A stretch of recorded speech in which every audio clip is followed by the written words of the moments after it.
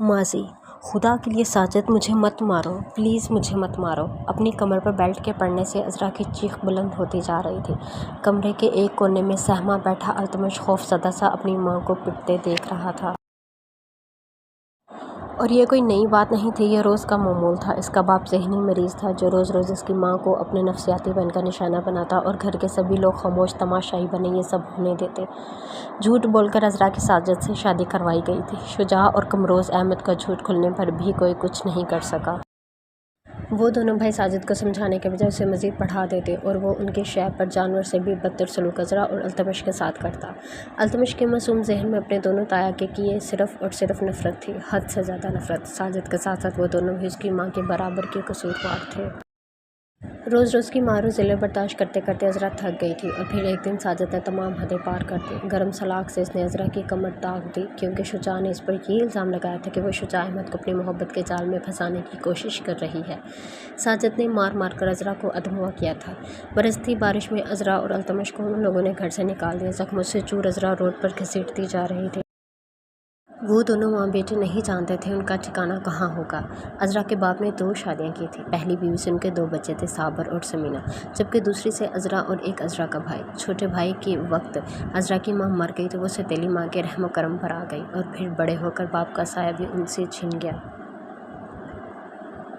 ساری زندگی خوشیوں کو ترستی رہی اور پھر ساجد کے ساتھ شادی کے بعد ان کی زندگی پہلے سے بھی بدتر ہو گئی۔ انہی سوچ میں گم وہ برستی بارش میں روڈ کے بیچوں بیچ چلتی جا رہی تھی کہ انہیں پیچھے سے گاڑی کا بجتا ہارن بھی سنائی نہ دیا۔ گاڑی ان کے پاس آ کر رکی تو وہ ہوش میں آئی۔ ہوش میں آتے انہوں نے خالی نظر گاڑی سے اترتے علی یار کو دیکھا اور ہوش و حواس سے بےگانہ ہو گئی۔ انہیں جب ہوش آیا تو خود کو ہسپتال کے کمرے میں پایا۔ علی یار ان کے پاس ہی بیٹھے تھے جبکہ ان کا اپنا سگا بھائی التمش کا ہاتھ تھامے پریشان نظروں سے اپنی بہن کو اس ادھوری حالت میں دیکھ رہا تھا۔ عذرا کی دماغی حالت ٹھیک نہیں تھی، وہ بالکل ہی خاموش ہو گئی تھی۔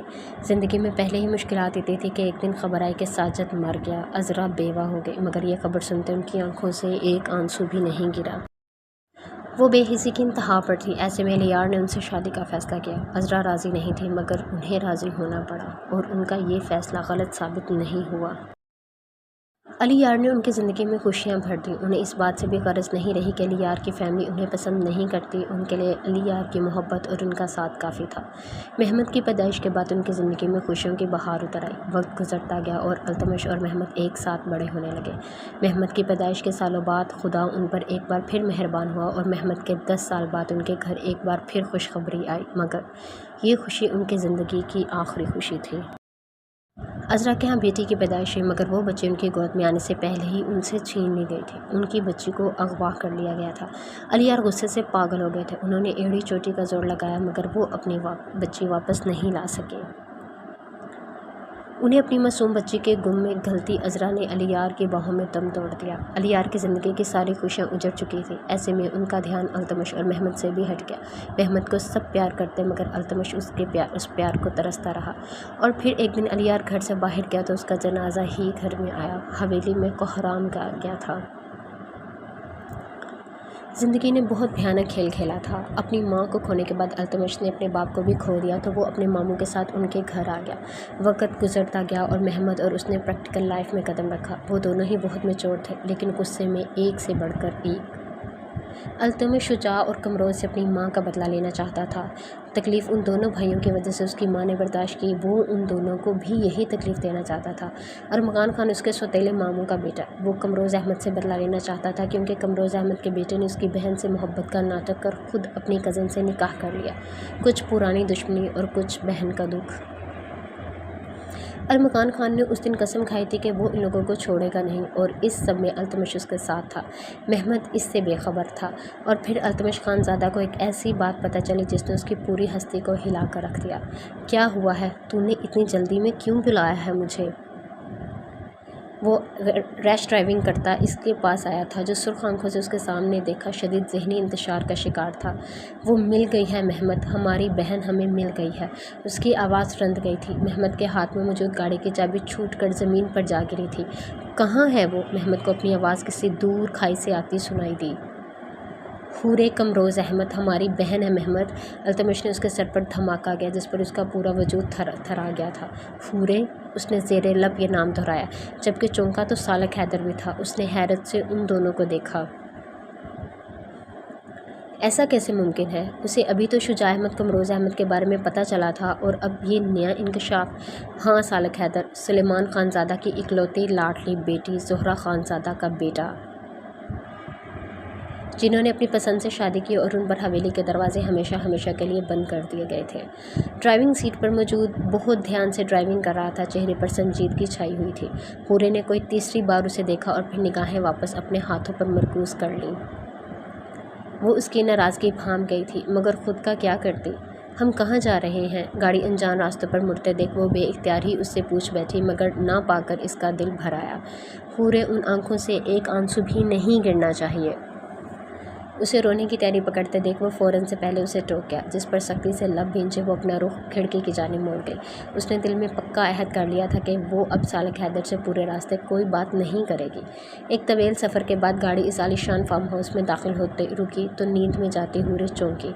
انجان جگہ دیکھ اس نے پھر سالک سے سوال پوچھنا چاہا، مگر اس کا سرد رویہ یاد آتے وہ سختی سے اپنے ہونٹ بھینچ گئی۔ گاڑی سے اتر کر وہ اس کی جانب آیا اور دروازہ کھول اسے باہر آنے میں مدد کی، مگر اس کا بڑھایا ہاتھ دیکھ حورِ اپنا ہاتھ اس کی ہتھیلی پر رکھنے کے بجائے اپنا پلو اسے تھما کر خود گاڑی سے اتر دروازہ بند کر گئی۔ اس کے خفا سے انداز پر سالک کے چہرے پر بھرپور مسکراہٹ آئی۔ آگے بڑھ کر اس کا ہاتھ تھاما وہ اسے اندر تک لے آیا۔ اتنا خوبصورت فارم ہاؤس دیکھ حورِ کی آنکھوں میں ستائش ابھری۔ اوپر دوسرا روم ہمارا ہے، آپ جائیں، میں آتا ہوں، اور ہاں، چینج مت کیجیے گا۔ اسے قریب کر کان میں سرگوشی کرتے اسے جانے کا کہتا وہ خود باہر آ گیا۔ وہ اپنی میکسی سنبھالے سالک کے بتائے کمرے میں داخل ہوئی تو کمرے کا فسون خیز ماحول دیکھ اس کا دل دھڑکا۔ گلاب موتی سے سجا کمرہ، جہازی سائز بیڈ کے گرد گلاب اور موتی کی سجاوٹ کی گئی تھی۔ سائڈ ریکس پر سیڈڈ کینڈلز کمرے کے ماحول کو مزید رومانوی بنا رہی تھی۔ کیسا لگا میرا سرپرائز؟ حورِ کو پیچھے سے اپنے حصار میں لیتا وہ اس کے کندھے پر ٹھوڑی ٹکائے اس سے پوچھ رہا تھا، جو اس کی اچانک آمد پر اگلا سانس لینا بھول گئی تھی۔ وہ روم میں داخل ہوا تو اسے مبہوت کمرے کو دیکھتا پاتے دانتوں تلے لب دباتا وہ دروازہ لاک کرتا اسے اپنے حصار میں قید کر گیا۔ مگر اس کو یوں ساکت کھڑے دیکھ سالک حیدر نے اس کا رخ اپنی جانب کیا جو سانس روک کے اس کے سامنے کھڑی تھی۔ اے حورِ، ریلیکس۔ اس کے چہرے کو ہاتھوں کے پیالے میں بھرے سالک نے اس کے چہرے پر پھونک ماری۔ ہوش کی دنیا میں آتے اس نے گہرا سانس بھرا۔ غلافی آنکھوں میں نمی سی گھلی تھی اور یہ آنکھیں ہی تو تھیں جن پر سالک حیدر دل ہار بیٹھا تھا۔ اس کے چہرے پر جھکتے سالک نے اس کی آنکھوں کو اپنے لمس سے دہکایا۔ حورِ نے سختی سے اس کے کوٹ کو مٹھیوں میں بھینچا۔ سالک حیدر کی زندگی میں آپ کوئی مذاق تھوڑی ہے، ایسے سانسیں روکیں گی تو میں کیا کروں گا؟ اس کے دانتوں تلے دبے لبوں کو آزادی دیتا وہ اس کے گرد بازو باندھ اسے مزید اپنے قریب کر گیا۔ وہ اس کے سامنے تھی، پور اس کے لیے سجی۔ سالک حیدر کا دل آج بے ایمانی پر آمادہ تھا۔ اس کے نتھ پر ہاتھ پھیر وہ اس کے حسن پر مسمرائز ہوتا اپنی جیب سے ڈائمنڈ کا نفیس سا لاکٹ نکال اس کی گردن کی زینت بنا گیا۔ وہ اس کے قریب آنے پر سانس روک گئی تھی، اپنی گردن پر اس کا لمس، اور پھر کچھ محسوس کر اس کے ہاتھ میں ساختہ اپنی گردن پر گئے تھے۔ رونمائی کا تحفہ ادھار تھا آج، وہ ادھار بھی پورا ہوا۔ اس کا ہاتھ تھامے وہ اسے لیے آئینے کے سامنے آیا، جہاں سامنے آئینے میں ان دونوں کا عکس ایک ساتھ جھلملایا۔ وہ ایک ساتھ کھڑے ایک دوسرے کو مکمل کر رہے تھے۔ یہ بہت خوبصورت ہے۔ اس ڈائمنڈ کے لاکٹ کو چھوتے وہ اس وقت تمام پہلی بار مسکرائی تھی۔ وہ اس کے مسکرانے پر سالک حیدر کو اپنی دنیا رکتی محسوس ہوئی۔ آپ میرا امتحان لینے پر تلی ہیں جانب۔ اس کے کان میں سرگوشی کرتا وہ اس کا رخ اپنی جانب کر گیا۔ اس سے پہلے اس کی بات کا مطلب سمجھتی سالک اسے کمر سے تھام ڈریسنگ پر بٹھاتے اس کے لبوں پر جھکتا اس کی سانسوں کو روانی اس سے چھین گیا تھا۔ اس کی کمر پر اپنی گرفت مضبوط کرتے وہ اس کی سانسوں پر اپنا تسلط جماتا حورِ کی دھڑکنوں میں شور برپا کر گیا تھا۔ اس کی کمر کی گرفت مضبوط کی وہ دوسرے ہاتھ کی مدد سے اس کے نیکلس کو اتار کر سائڈ کر گیا۔ اب اس کے ہاتھ اس کے کانوں میں موجود ایئر رنگ اتار رہے تھے۔ اس کے ہاتھوں کے لمس کو حورِ خود میں سمیٹتی جا رہی تھی۔ اس کے لبوں کو رہائی دیتا وہ اس کی تھوڑی کو اپنے لبوں سے دہکاتا اس کی گردن پر آیا تھا۔ حورِ نے بے ساختہ اس کے ہونٹوں پر ہاتھ رکھ اسے روکنا چاہا، جس پر مخمور نگاہیں اٹھاتے اس نے حورِ کے کپکپاتے وجود کو دیکھا۔ شرم سے لال سرخ چہرہ، بھیگے کپکپاتے لب، سرخ ناک، وہ اس پر سالک حیدر کو اپنے حسن سے مات دے رہی تھی۔ کیا ہوا؟ حیدر اس کے سینے پر سر رکھ اس نے بہت الگ انداز میں اسے پکارا۔ ریلیکس جانب۔ اس کی کمر سے ہلاتے سالک نے اس کے سر پر کا دوپٹہ اتار کر ایک سائڈ پر رکھا تو حیا سے وہ مزید اس میں سمٹی۔ اس کی گھبراہٹ اور شرم دیکھ وہ ہولے سے مسکراتا اسے اپنی باہوں میں قید کے بیڈ کی جانب بڑھا تو حورے کے رہے سہے احسان بھی خطا ہوئے تھے۔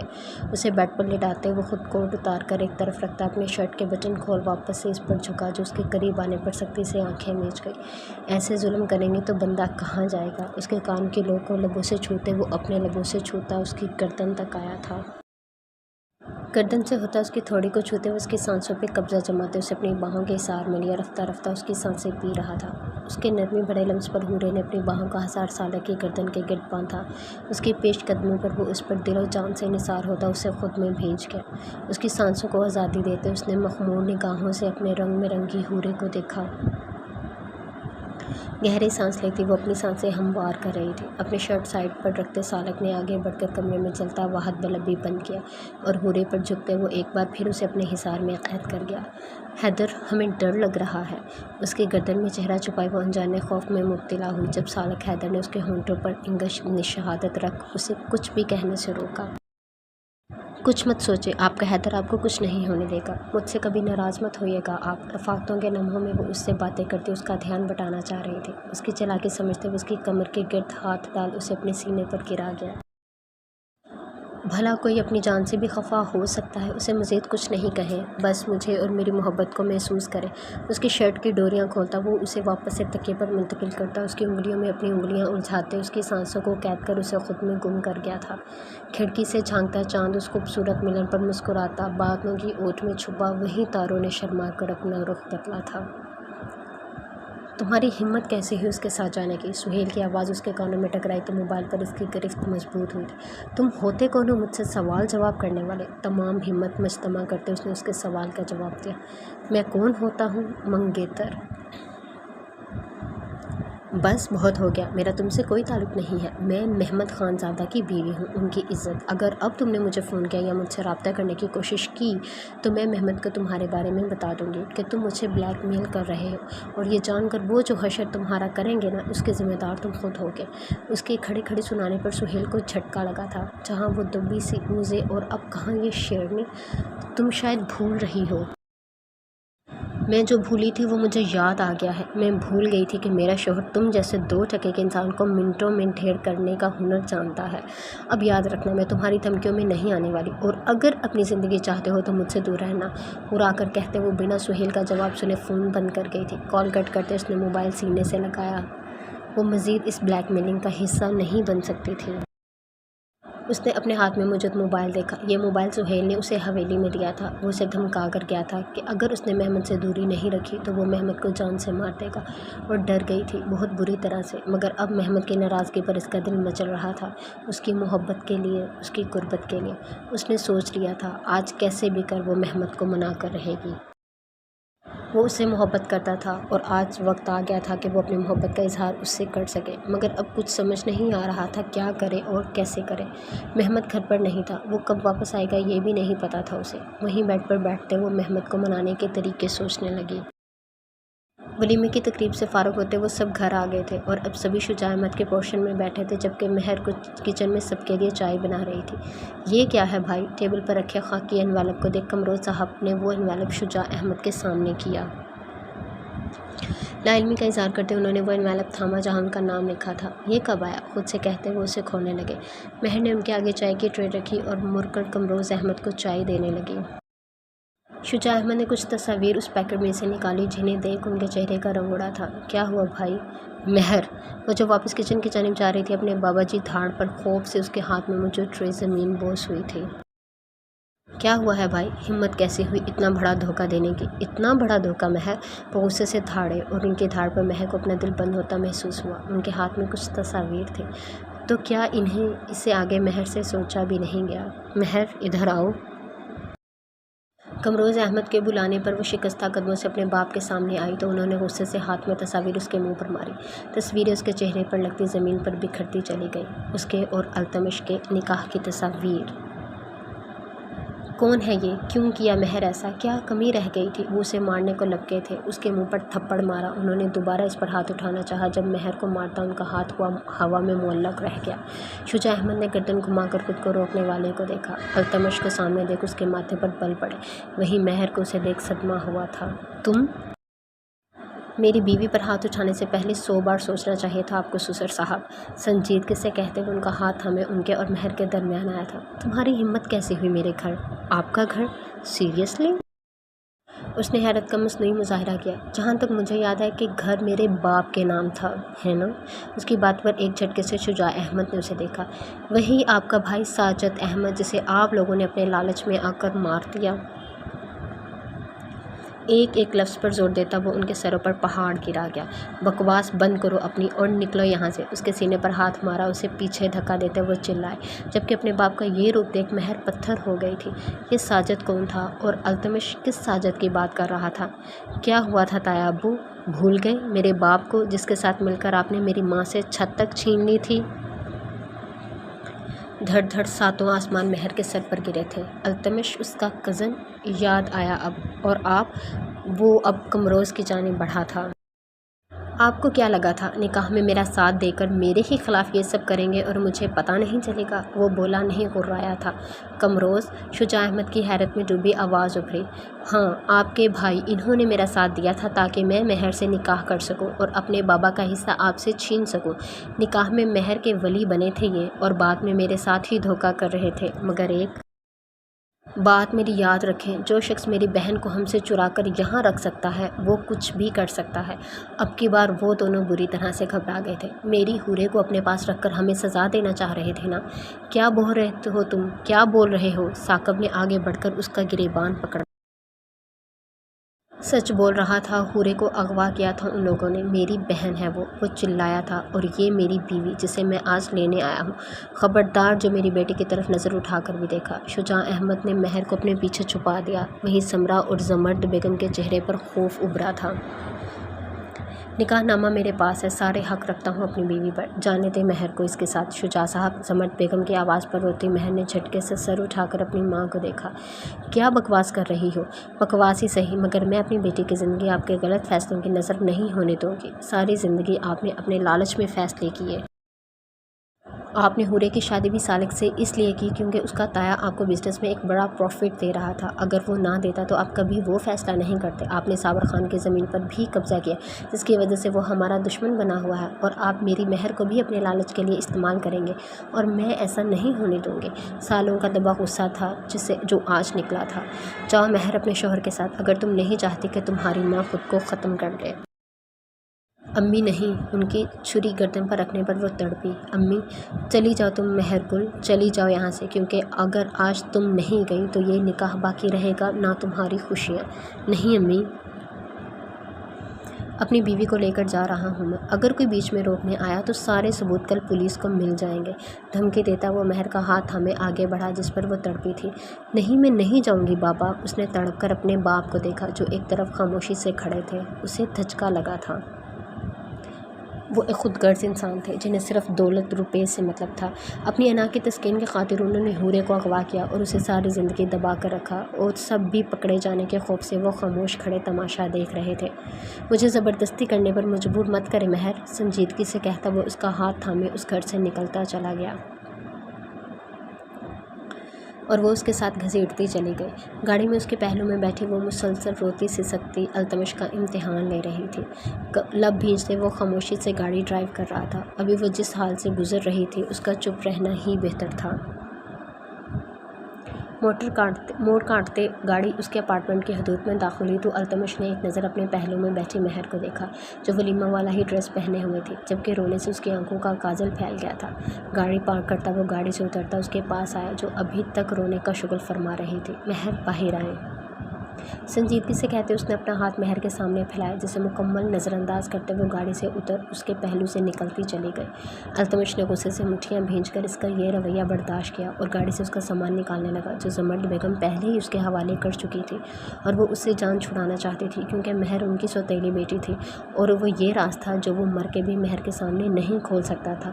پہلے ہی اپنے سگے رشتوں کو بھیانک روپ دیکھا تھا، اب یہ سچ اسے ہلا کر رکھ دیتا۔ گہرا سانس لیتے خود کو پرسکون کرتا وہ اس کے پیچھے آیا۔ ایک کونے میں کھڑی تھی، بنا کچھ کہے التمش نے اس کا ہاتھ تھاما اور اسے لیے اندر بڑھا تھا۔ لفٹ کے ذریعے وہ اپنے فلور پر آیا، جبکہ مہر کا ہاتھ ہنوز اس کے ہاتھ میں موجود تھا۔ نہ اس نے ہاتھ چھڑایا نہ اس نے چھوڑا۔ ڈور لاک کرتا وہ اسے لیے اندر آیا۔ مہر نے فوراً سے اپنا ہاتھ اس کی گرفت سے الگ کیا تھا، جس پر التمش نے ایک نظر اسے دیکھا اور پھر دروازہ لاک کر کے اپنا کوٹ اتار کر صوفے پر پھینک خود صوفے پر بیٹھتے اپنے کف کھول آستین اوپر چڑھا گیا۔ یہاں آ کر بیٹھ جائے مہر، اسے سوسو کرتے دیکھ اس کا دل تھوڑا نرم ہوا تھا، ورنہ اس کے باپ کی وجہ سے مہر پر بھی وہ غصہ تھا۔ مجھے نہیں آنا آپ کے پاس، آپ بالکل بھی اچھے نہیں ہیں۔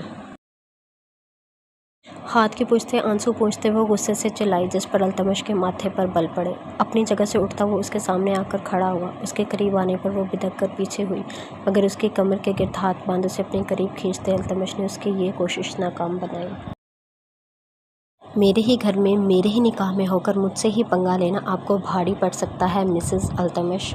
اس کے بھیگے گال سے اپنا گال رگڑتا وہ مہر کو ساکت کر گیا۔ یہ کیا اس سے پہلے وہ اپنا جملہ مکمل کرتے التمش جھک کر اس کے لبوں کو چھوتے پیچھے ہوا، اور اس کے اس عمل پر مہر کی آنکھیں بڑی ہوئی تھیں، پورے جسم میں ایک کرنٹ سا دوڑا تھا۔ تمہاری ہمت کیسی ہوئی یہ واہیات؟ اس سے پہلے وہ اپنی بات پوری کرتی اس کے بالوں میں ہاتھ پھنساتے وہ اس کی کمر کے گرد اپنی گرفت مضبوط کر اسے اپنے قریب کرتا، اس کے لبوں پہ جھکتا اس کے لفظوں کو پی گیا۔ اس کے حصار میں قید وہ بے بس سی مزاحمت کرنے کے قابل بھی نہیں رہی تھی۔ اس کے ہونٹوں کا جام پیتے وہ مدہوش سا اس کے وجود پر چھا گیا۔ مہر نے سختی سے اپنی آنکھیں بند کی، جبکہ التمش مدہوش سا اس کے چہرے پر جھکا اپنی من مانیوں پر اتر آیا تھا۔ مہر نے پوری طاقت لگا کر اسے خود سے دور کرنا چاہا، مگر ناکام رہی۔ جتنا دور کرنا چاہیں گی اتنا ہی پاس آؤں گا، پھر شکایت بھی آپ کو ہوگی۔ اس کی کمر پر گرفت مضبوط کرتے وہ ذو معنی لہجے میں کہتا مہر کو آگ لگا گیا۔ پوری قوت سے اسے پیچھے دھکیلتی وہ اس کی پہنچ سے دور ہوئی۔ بس بہت ہو گیا، سمجھ کیا رکھا ہے آپ نے مجھے؟ کوئی کھلونا ہوں جو پہلے اٹھا کر اغوا کر لیا اور اب یہ سب؟ کیا لگتا ہے اس طرح میرے باپ کو میرے سامنے برا بنا کر پیش کریں گے تو میں مان لوں گی؟ ہوں گے وہ دنیا کی نظر میں برے، مگر میرے لیے وہ میرے بابا ہیں، آئی سمجھ؟ پاس رکھے واز پر ہاتھ وہ اسے زمین بوس کر گئی تھی۔ مہر کیا مہر کیا مہر آپ تو خوش ہوں گے نا التمش صاحب کہ آپ کے دشمن کی بیٹی خود کو بے بس محسوس کر رہی ہے، وہ تکلیف میں ہے۔ آنسو لڑی کی صورت اس کا چہرہ بھگو رہے تھے۔ التمش کے دل خنجر سا چلا تھا۔ مہر خبردار جو اپنی زبان سے میرا نام بھی لیا ہو۔ انگلی اٹھا کر اسے وارننگ دیتے وہ پیچھے ہوتے دیوار سے جا لگی۔ التمش نے سنجیدگی سے اسے دیکھا۔ اگر اس کی جگہ کوئی اور ہوتا تو وہ کب کا اسے اچھے سے سمجھا چکا ہوتا کہ التمش خانزادہ سے اس طرح بات کرنے کا انجام کیا ہوتا ہے۔ میں نے آپ کا کوئی فائدہ نہیں اٹھایا ہے، میرا مقصد صرف تمہاری حفاظت۔ ایسے کرتے ہیں آپ سب کی حفاظت؟ ان سے نکاح کر کے اس کے ساتھ یہ گند، یہ کچھ کہتے کہتے اس نے سختی سے اپنے لب آپس میں بھینچے۔ اچھا ٹھیک ہے، نہیں سننا چاہتی تو نہ سنو، لیکن خدا کے لیے رونا بند کرو۔ وہ جھنجھلاہٹ کا شکار ہوا تھا۔ نفرت کرتی ہوں میں آپ سے، نفرت التمش، اسے سے کہتی وہ بھاگ کر سامنے والے کمرے میں بند ہوئی تھی۔ التمش نے گہرا سانس بھرا، اپنے ماتھے پر بکھرے بال پیچھے کیے۔ اب ایک نیا مرحلہ شروع ہو گیا تھا۔ وہ رات گئے گھر میں داخل ہوا تھا۔ التمش مہر کو لینے گیا تھا، وہ جانا چاہتا تھا مگر التمش نے اسے روک دیا۔ شجاع احمد مہر کا رشتہ طے کر رہے تھے، اور جس طرح وہ یہ سب کر رہے تھے ان کا کوئی بھروسہ نہیں تھا وہ کل کے کل ہی مہر کا رشتہ پکا کر دیتے۔ گہرا سانس ہوا کے سپرد کرتا وہ اپنی شرٹ کے اوپری بٹن کھولتا کچن میں آیا۔ گھڑی رات کے 3 بجا رہی تھی۔ اسے اوزے کا خیال تھا مگر آج اسے اپنی بہن سے ملنا تھا۔ وہ کیسے نہ جاتا؟ اپنی سوچوں میں گم وہ کمرے میں آیا تو کمرے میں اندھیرا چھایا ہوا تھا۔ اس کا ارادہ چینج کرنے کا تھا۔ اس سے پہلے وہ اپنے ارادے پر عمل کرتا تو نرم بازو پیچھے سے اس کے گرد بندھے تھے۔ وہ چونکا تھا مگر اب نہیں، پرفیوم کی خوشبو محسوس کر چہرے پر سنجیدگی چھائی۔ ہاتھ ہٹائیں اوزے، سختی سے کہتے ہوئے اس کا دل خوف میں مبتلا کر گیا۔ ہمت تو کر لی تھی مگر اس کے ری ایکشن کے لیے بھی اسے تیار رہنا تھا۔ اوزے نہیں، میں نہیں ہٹاؤں گی، ضدی لہجے میں کہتے ہوئے اس کی پشت پر اپنا ماتھا ٹکا گئی، اور اس کی یہ حرکت محمد خانزادہ کو بڑی بھاری پڑی تھی۔ جتنا وہ خود کو اس سے دور رکھنا چاہتا تھا اتنا ہی وہ اس کے قریب آتی جا رہی تھی۔ میری ایک بات آپ کو سمجھ نہیں آ رہی ہے اوزے، دور ہٹیں۔ اس کے ہاتھ کھولتا وہ ایک جھٹکے سے دور ہوتے لائٹس آن کر گیا تو کمرے میں موجود گلاب دیکھ اسے دھچکا لگا تھا۔ کیا ہے یہ سب؟ آخر کیوں یہ سب حرکتیں کر رہی ہیں آپ؟ وہ چیخ نہیں رہا تھا مگر ضبط سے اس کا چہرہ سرخ ہو گیا تھا۔ میں آپ سے معاف کیوں؟ اب اجازت مل گئی ہے آپ کو اس انسان سے جس کی وجہ سے آپ نے مجھے ہوس پرست کہا تھا؟ محمد خبردار روزے جو مجھے صفائیاں دی، نہیں چاہیے مجھے آپ سے کچھ بھی، سمجھ آئیے آپ کو؟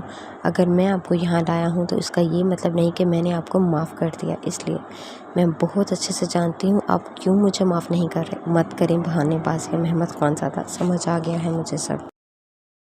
اس کی بات کاٹ وہ غصے سے چلائی۔ محمد نے حیرت سے اس کا یہ روپ دیکھا۔ کیا مطلب ہے اس بات کا؟ مطلب بہت صاف ہے میرا، جب تک میں دور تھی آپ کو مجھ سے محبت تھی، مگر اب آپ کے نکاح میں ہوں تو آپ کو مجھ سے کوئی محبت نہیں ہے، اور ہوگی بھی کیوں؟ ایک ایسی لڑکی جس کے ساتھ اسی کے منگیتر نے زیادتی کرنے کی کوشش۔ اوزے وہ بولا نہیں دھاڑا تھا، مگر دوسری جانب وہ جیسے آج سارے حساب بے باک کرنے پر تلی تھی۔ کیا اوزے؟ ہاں کچھ غلط بولا میں نے؟ ٹھیک تو بولا۔ ختم ہو گئی ہے آپ کی محبت، بس یہی آپ کی محبت تھی جو نکاح ہوتے ہی ختم، اور میں چلی تھی ہمارے درمیان سب ٹھیک کرنے، لیکن اچھا ہوا جو سب میرے سامنے آ گیا کہ آپ مجھ سے کوئی محبت نہیں کرتے۔ بہت شکریہ محمد خان زادہ میری آنکھیں کھولنے کے لیے۔ وہ بولتی جا رہی تھی اور مسلسل بولتی جا رہی تھی، روتی جا رہی تھی۔ اوزے میری بات۔ محمد نے آگے بڑھ کر اس کا ہاتھ تھاما جو وہ بری طرح سے چھٹک گئی۔ اوزے بس ہو گیا۔ اسے بازو سے تھام کر اپنے قریب کرتے وہ بے بس ہوا تھا۔ وہ شاید کبھی اس سے خفا نہیں ہو سکے گا۔ اس کا ایک ایک آنسو محمد کو اپنے دل پر گرتا محسوس ہوا تھا۔ چھوڑے مجھے، نہیں دیکھنا چاہتی میں آپ کی شکل۔ اس کی گرفت میں مچلتے وہ مسلسل مزاحمت کر رہی تھی، جب محمد نے اسے اپنے حصار میں مضبوطی سے قید کر اس کی فرار کی ساری راہیں مفقود کر دی تھی۔ محمد نے بے بسی سے اسے دیکھا جو ہچکیوں سے روتے اسے پاگل کر رہی تھی۔ اوزے رونا بند کریں، بہت ہو گیا ہے۔ میں روؤں یا نہیں آپ سے مطلب، اب بس مجھے سزا دیں۔ اس طرح کی سچویشن میں محمد کی طرف سے اس طرح کی حرکت کی توقع تو اس کے وہم و گمان میں بھی نہیں تھی۔ ہوش کی دنیا میں واپس آتے اس نے محمد کے سینے پر مکے مار کر خود کو آزاد کرنے کی کوشش کی تھی، مگر وہ تو جیسے ہٹنا ہی بھول گیا تھا۔ یوں ہی اسے باہوں میں بھرے وہ بیڈ کی جانب بڑھا تو صحیح معنوں میں اوزے کی آنکھیں پھیلی۔ وہ کیا کرنے والا تھا؟ اسے بیڈ پر لٹاتے وہ اس پر حاوی ہوا، اور وہی اوزے کی جان خشک ہوئی جو خود کو اس کے لبوں سے سیراب کرتا مکمل طور پر بے بس کر چکا تھا۔ اوزے کو اپنے سانس رکتا محسوس ہوا، آنکھوں سے آنسو روا ہوئے تو ہونٹوں کو آزادی دیتے وہ اس کے نم پلکوں کو اپنے سلگتے لبوں سے سیراب کرنے لگا۔ اپنے ہونٹوں سے اس کے آنسو وہ اوزے کو اپنے لمس سے پاگل کر رہا تھا۔ یہ سزا ان لفظوں کی ہے جو آپ نے اپنے لیے استعمال کیے۔ میں کروں گی، بار بار کروں گی۔ وہ حد سے اکھڑ رہی تھی۔ محمد کے لیے اس کا یہ روپ بالکل نیا تھا۔ اوزے کیوں سزا دے رہی ہے مجھے؟ جانتی تو ہو غلط کیا، مجھے سہیل کی حقیقت بتانی چاہیے تھی، مگر میں نہیں مانی، میں ڈرتی تھی، میں نے اپنے بابا کو کھویا ہے۔ محمد مجھے تو ان کی شکل بھی ٹھیک سے نہیں یاد، وہ کہتا وہ آپ کو مار دے گا۔ بولتے بولتے اس کی ہچکیاں بن گئی تھیں۔ شش اوزے رو کیوں رہی ہو؟ بس۔ اسے اپنے ساتھ لگائے وہ بے بسی کی انتہا پر تھا۔ وہ مار سکتا ہے آپ کو، اگر آپ کو کچھ ہوا تو میں مر جاؤں گی محمد۔ اس کا سینے پر سر ٹکائے روتی وہ محمد خان زادہ کے دل کی دنیا تہس نہس کر رہی تھی۔ اس کا ایک ایک آنسو محمد کو اپنے دل پر گرتا محسوس ہو رہا تھا۔ سختی سے وہ اسے خود سے لگائے ہوئے تھا۔ اگر آپ نے رونا بند نہیں کیا نا اوزے تو میں اس شخص کی جان اپنے ہاتھوں سے لوں گا۔ محمد کی بات پر اس نے تڑپ کر اس کے سینے پر سے چہرہ نکال کر سرخ آنکھوں میں دیکھا جہاں بھائی وحشت دیکھ وہ اندر تک کانپ اٹھی تھی۔ نہ نہیں، خدا کے لیے نہیں، میں نہیں رو رہی، آپ کچھ نہیں کریں گے پلیز۔ اس کے چہرے کو تھامے وہ خوفزدہ سی نہ میں سر ہلاتی محمد خان زادہ کا دل چیر کر رکھ گئی۔ اوزے کوئی کچھ نہیں کر سکتا، میں کچھ نہیں ہونے دوں گا آپ کو میری جان۔ اس کا چہرہ ہاتھوں کے پیالوں میں بھرے اس کے ماتھے سے ماتھا ٹکائے وہ انگوٹھے سے اس کی آنسو صاف کرتا اس کا چہرہ دیکھنے لگا۔ اوزے میں آپ سے بہت پیار کرتی ہوں محمد، پلیز مجھ سے ناراض نہیں ہوں پلیز۔ اس کی سانسوں میں سانس لیتی وہ اس سے درخواست کر رہی تھی۔ میں نہیں ہوں ناراض۔ اسے اپنے ساتھ لگائے وہ اس کے بال سہلانے لگا۔ بس اب ایک آنسو بھی نہیں۔ اسے اپنے ساتھ لگائے وہ گہرا سانس بھر کر رہ گیا جبکہ چہرے پر سوچ کی لکیریں چھائی تھیں۔ پھولوں کی محسود کن خوشبو نے پورے کمرے کو مہکایا ہوا تھا۔ کمرے میں آتی چاند کی روشنی فضول خیز ماحول کو مزید رومانوی بنا رہی تھی۔ پورے کے وجود میں کھوئی سالک حیدر کی توجہ بجتے موبائل نے کھینچی۔ وہ ماحول کا فصول لمحوں میں ٹوٹا۔ اس نے ایک نظر اپنی قربت سے سرخیوں میں گھلی حورے کو دیکھا جو ایک بار پھر اس کے دل کو دھڑکا گئی تھی۔ اس کا ارادہ کال نظر انداز کرنے کا تھا، مگر بار بار بجتے فون پر حورے نے لرزتی پلکوں کی چلمن اٹھا کر اسے دیکھا اور پھر موبائل کی جانب دیکھا۔ गहरा सांस भर साइड होते उसने मोबाइल उठाया, मगर वहाँ जगमगाते नंबर को देख सालक के कुशादा माथे पर बल पड़े। वही चेहरे पर संजीदगी छाई थी, जिसे देख हूरे का दिल घबराया था। हैदर, कपकपाती आवाज़ और अपना नाम सुनकर वो होले से मुस्कुरा दिया। कुछ लम्हों पहले आया गुस्सा, जो घंटों बाद भी ठीक नहीं होता था, उसकी एक पुकार पर झाग की तरह बैठा था। मोबाइल स्विच ऑफ करते वो उसकी तरफ करवट लेता, उसके सर के नीचे अपना हाथ रख उसे मज़ीद अपने करीब कर गया, जिस पर हूरे के मासूम चेहरे पर हया से सुर्खियाँ घुली थीं। के लबों को छूते वो पीछे हुआ जब हूरे ने बगौर उसका चेहरा देखा। हैदर, उसका हाथ अपने हाथ में लिए उसने अपनी उंगलियां उसकी उंगलियों में उलझाई तो उसके अमल पर हैदर चौंक उठा। जी, आपको कोई बात परेशान कर रही है ना? उसके फिक्रमंद अंदाज पर मुस्कुराते उसने नफ़ी में सर हिलाया। फिर आप इतनी चुप क्यों हो गए हैं? क्या आप चाहती हैं मैं बोलूं? उसके जानिब कदरे झुका वो संजीदगी से पूछ रहा था, जबकि आंखों में शरारत नाच रही थी। अगर कोई सालक हैदर को ऐसे देखता तो अश कर उठता। जी, बिना उसकी शरारत समझे उसने जल्दी से सर हिलाया, जिस पर मुस्कुराते हुए झुककर उसके चेहरे पर हया के कई रंग बिखेर गया। आप? सदमे से उसका मुंह खुला। आपने तो कहा था कुछ बोलूं, और आपके लिए मेरी ज़ुबान यही है, मोहब्बत की ज़ुबान। उसकी बात पर हूरे का चेहरा सुर्ख हुआ, जबकि उसके चेहरे पर झुकता वो एक बार फिर से अपनी गिरफ्त में ले गया था। उसकी सांसों को अपनी गिरफ्त में लेते वो मदहोश सा उसके वजूद की नरमी को महसूस करता, उसे एक बार फिर खुद में कैद कर गया। उसके हाथों पर अपनी गिरफ्त मजबूत करते हूरे ने अपना चेहरा उसकी गर्दन में छुपाया था। उसके चेहरे को ऊपर उठाते वो उसके होंठों को छूता, उसके चेहरे के एक एक नक्श को अपने लम्ब से सुलगाता, उसे खुद में गुम करता दुनिया भुला गया था।